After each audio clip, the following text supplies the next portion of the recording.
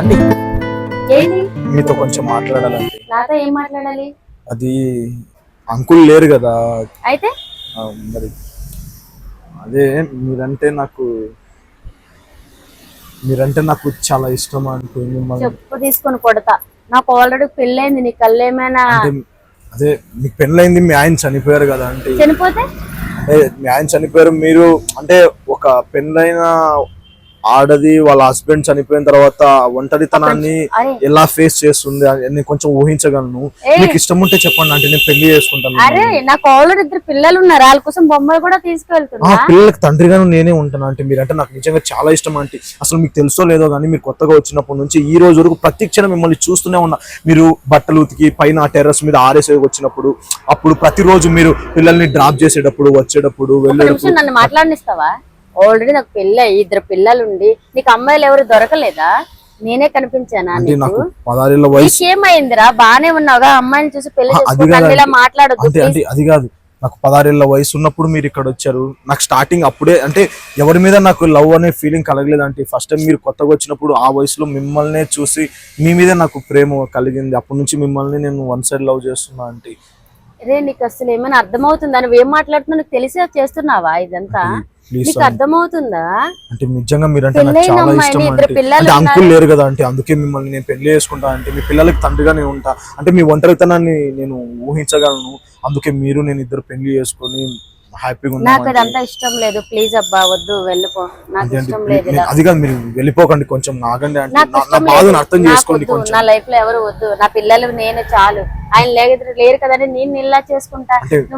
వద్దు నాకు. ప్లీజ్ నేను చెప్పేది వినండి, మీరు వెళ్ళిపోకండి. నిజంగా మీరంటే నాకు చాలా ఇష్టం అంటే. మీకోసం చచ్చిపోయేంత మీరంటే నాకు అంత ప్రేమ. మీ ప్లీజ్ అంటే నా ప్రేమను కొంచెం అర్థం చేసుకోండి. మిమ్మల్ని పెళ్లి చేసుకుంటే ఈ సమాజం గురించి నాకు అవసరం లేదు. మా అమ్మ నాన్న గురించి కూడా నాకు అవసరం లేదు. మీరు ఓకే అంటే మిమ్మల్ని పెళ్లి చేసుకొని మీ పిల్లల్ని నేను కష్టపడి నేను పోషిస్తాను. ఈ వయసులో కలిగే ఫీలింగ్స్ అలాగే ఉంటాయి గానీ నువ్వు ఇలాంటి ఏమీ పెట్టుకోమాక. మంచి అమ్మాయిని చూసి పెళ్లి చేసుకో.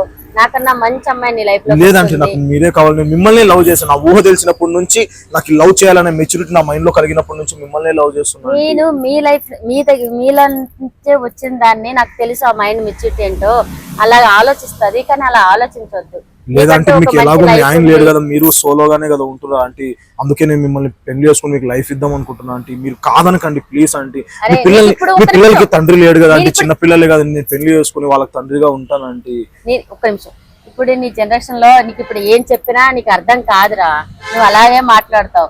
ఎందుకంటే మీ ఇప్పుడున్న జనరేషన్ అలా ఉంది, కానీ ఇది కరెక్ట్ కాదు. నువ్వు వేరే అమ్మాయిని చూసుకొని మంచి అమ్మాయిని చూసుకొని పెళ్లి చేసుకో. సో హ్యాపీగా ఉంటది నీ లైఫ్. నన్నైతే వదిలే. నా పిల్లలతో నేను ఇలా హ్యాపీగా. లేదంటే నేను చెప్పేది వినండి అంటే. మీకు హస్బెండ్ అవసరం లేకపోయినా పర్లేదు, కానీ పిల్లలకు ఖచ్చితంగా ఫాదర్ అనేది కావాలి కదా అంటే.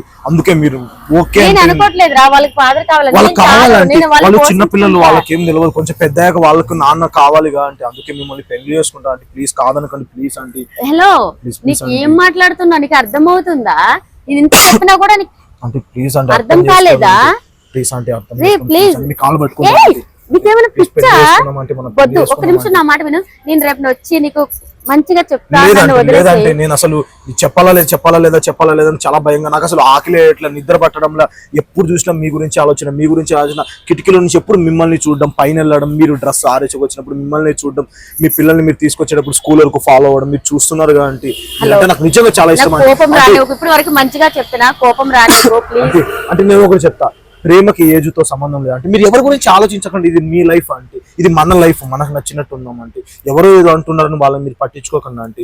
మీ పిల్లలకి తండ్రి కావాలి, మీకు ఒక ఆయన హస్బెండ్ కావాలి. అది నేనే ఉంటాను. అర్థం కాదు. నువ్వు లైఫ్ లో బాధపడతావు అంటే. మీకు నేను నచ్చనా లేదా చెప్పండి అంటే. నచ్చడాలు కాదు ఇక్కడ. నాకంటూ పెళ్లి అయింది, నువ్వు పెళ్లి కాలేదు. మీరు ఏజ్డ్ కాదంటే. మీరు కూడా యంగే. మీకు చిన్న పిల్లల తల్లిని